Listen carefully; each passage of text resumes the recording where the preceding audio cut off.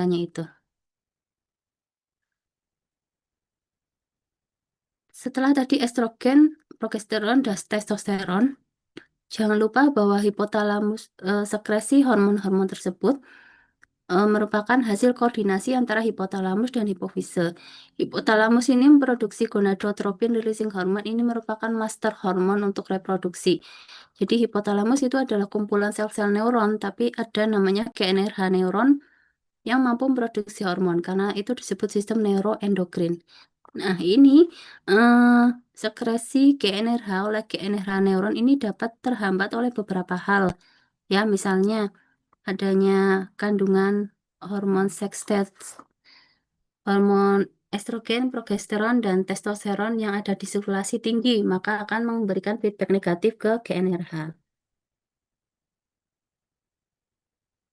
Kemudian inflamasi ya, sedang sakit, kemudian ada stres, kemudian penggunaan obat-obatan, metabolisme, terlalu gemuk, terlalu kurus, dan sebagainya, itu bisa menghambat GNRH neuron.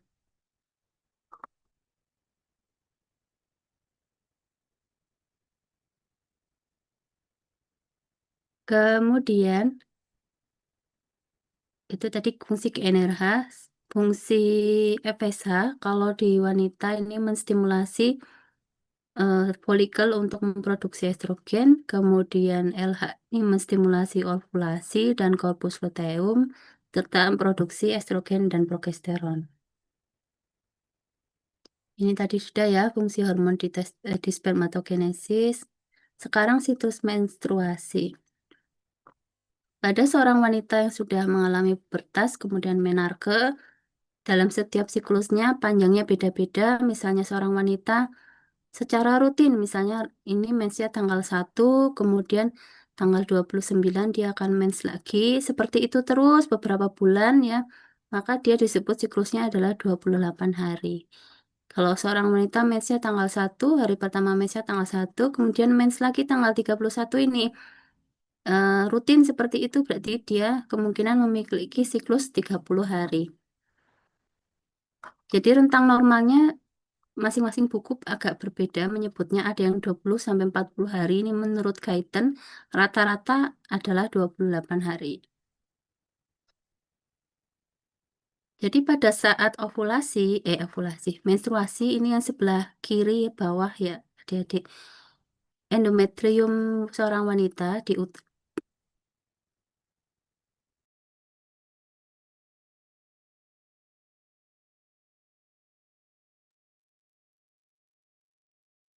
ya, saya lanjutkan lagi. Darah menstruasi itu merupakan gabungan ya dari jaringan-jaringan nekrosis, kemudian darah, dan juga cairan seros. eh, Sekitar 40 mililiter per siklus dan 35 mililiter cairan tambahan. Itu sampai tinggal lapisan basalnya saja. Nah, ketika hari pertama berdarah, ini di hipofise FSH-nya sudah mulai naik. Namanya juga follicle stimulating hormone ya, sehingga folikel ini akan berkembang mampu memproduksi estrogen. Sehingga di endometriumnya ini mulai proliferasi yang bawah. Kemudian folikel sudah berkembang siap diovulasikan, maka estrogen ini akan memicu LH untuk meningkat. LH ini sangat penting untuk ovulasi karena dia melunakkan dinding folikel. Setelah ovulasi, folikelnya menjadi corpus luteum. Corpus luteum memproduksi dua hormon, estrogen dan progesteron, sehingga di endometriumnya ini semakin tebal dan punya fungsi sekretorik. Kelenjarnya memproduksi cairan kelenjar yang fungsinya untuk nanti persiapan nutrisi embrio. Kalau tidak terjadi fertilisasi, korpus luteum akan menjadi korpus albikan, sehingga progesteron dan estrogennya akan turun. Nah, ketika estrogen mulai turun ini, endometrium pembuluh darahnya mulai spastik. Ya, aliran nutrisi terganggu, oksigen juga terganggu, maka sel-selnya menjadi nekrosis, inflamasi, eh, mulai lagi menstruasi siklus berikutnya. Panjang pendek siklus seorang wanita disebabkan karena perbedaan fase folikulernya, yang panjang pendeknya berbeda antara wanita satu dengan wanita yang lain.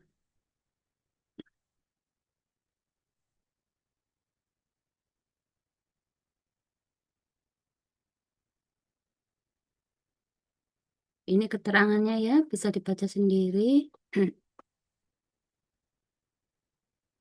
Nah, karena fase-fase tersebut, maka regulasi hormonal pada seorang wanita ini berbeda setiap fase, tidak sederhana pada pria.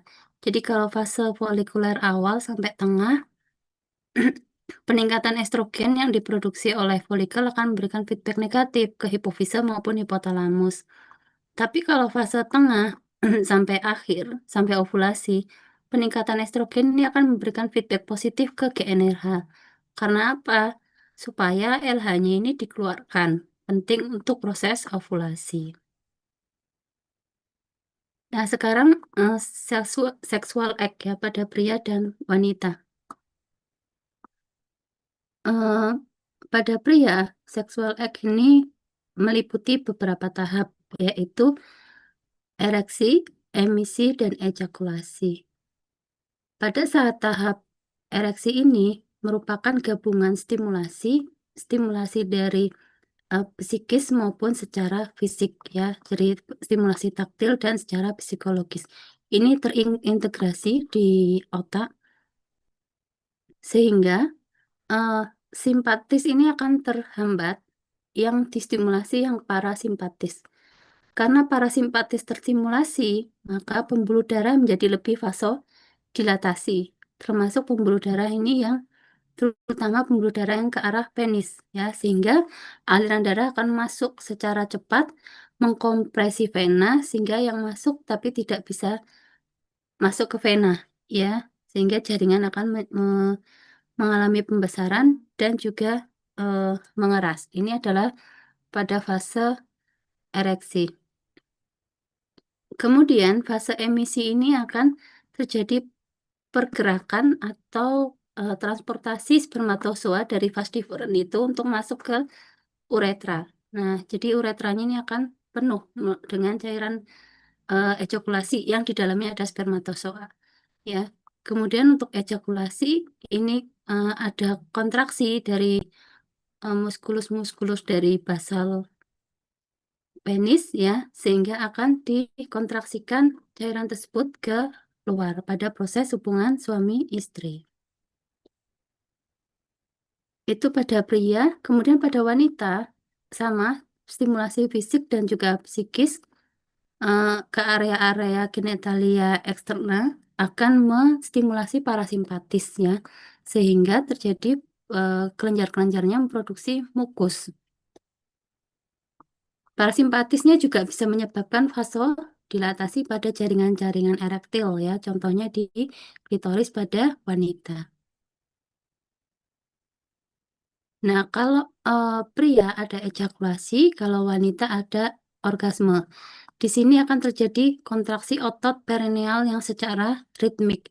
Ini sangat penting untuk membantu motilitas dari tuba falopi dan uterus sehingga mempermudah proses fertilisasi. Ya. Juga dikeluarkan hormon oksitosin untuk membantu kontraksi sehingga spermatozoa menjadi bisa lebih cepat sampai ke tempat fertilisasi. Nah, itu tadi eh, apa namanya introduction dari Human Reproductive System. Apakah ada yang mau ditanyakan? Silakan. Presentasinya sudah saya set ya. Silakan diisi di gapuranya.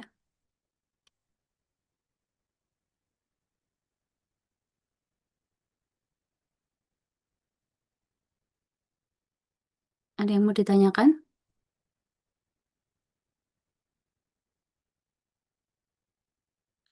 Soal saya sama ya, nggak apa namanya, nggak saya rubah untuk SA ini dengan yang tahun 2024 ya. Yang semester kemarin ini, yang baru berjalan.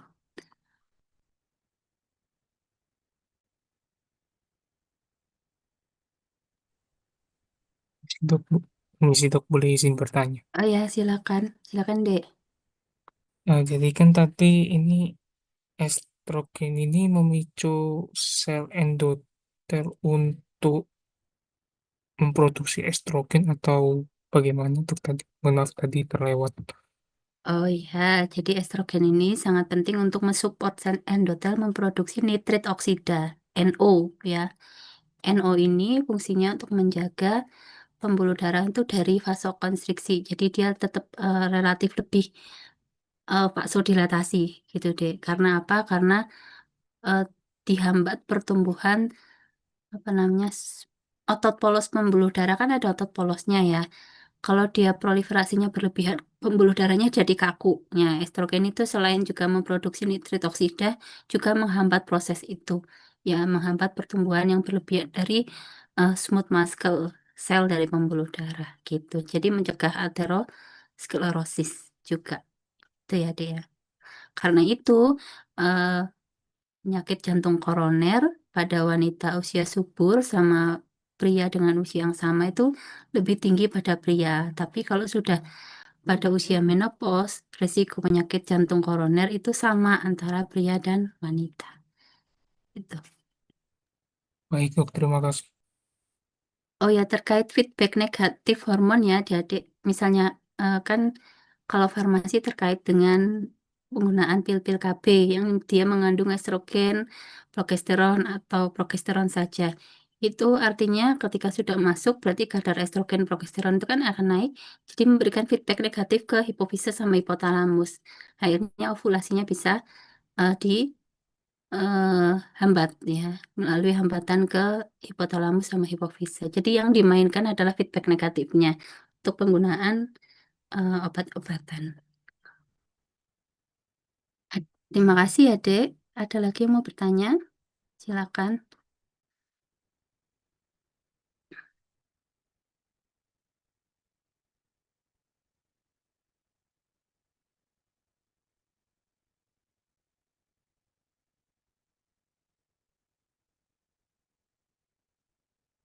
Gak ada.